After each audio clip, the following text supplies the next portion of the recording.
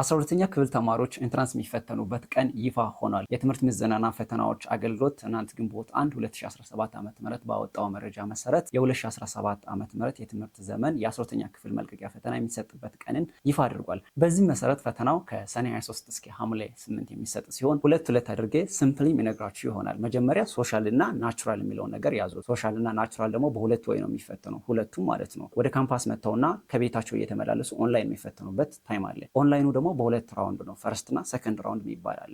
መጀመሪያ ላይ የሚፈተኑት ናቹራል ተማሪዎች ወይም የተፈጥሮ ሳይንስ ተማሪዎች ናቸው። የነሱ ፈተና ተጀምሮ የሚያልቀው ከሰኔ 23 እስከ 25 ሲሆን ወደ ካምፓስ የሚገቡት ደግሞ በሰኔ 21 እና 22 ነው። አት ሴም ታይም ደግሞ ኦንላይን የሚፈተኑ ተማሪዎች ፈርስት ራውንድ የሚፈተኑት የናቹራሎች ከሰኔ 23 እስከ 25 ነው። ከዛ በኋላ ሰከንድ ራውንድ ደግሞ ልክ የነሱ እንዳለቀ ሰከንድ ራውንድ የናቹራል ኦንላይን ከሰኔ 26 እስከ 30 ይሆናል ማለት ነው። ልክ እንዳለቀ በሰኔ 29 እና 30 የሶሻል ተማሪዎች ወደ ካምፓስ ይገባሉ።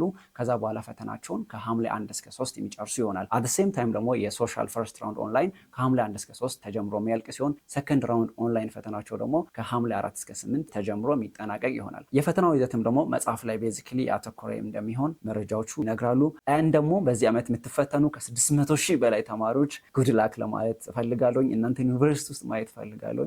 በዚህ መሰረት ዝግጅታችሁን በማድረግ በጣም ጥቂት ከ3.1 እስከ 5% የሚሆኑ ተማሪዎች ወደሚገቡበት የኢትዮጵያ ሃየር ኤዱኬሽን ወይም ዩኒቨርሲቲ ጆይን ለማድረግ ጥረት እንድታደርጉ ለማሳሰብ ወዳለሁኝ። እንደዚህ አይነት ጠቃሚ መረጃ ስለ ኢንትራንስ፣ ስለ ዩኒቨርሲቲ፣ ስለተለያዩ ስለ ፍሬሽመን መረጃ በየቀኑ አዳዲስ ቪዲዮችን እየሰራን የምንለቅ ይሆናል። ስለዚህ ይህን ቻናል ላይክ፣ ሼር፣ ፎሎ በማድረግ ቀጣይ መረጃ ማግኘት ትችላላችሁ። ታንክ ዩ ሶ ማች።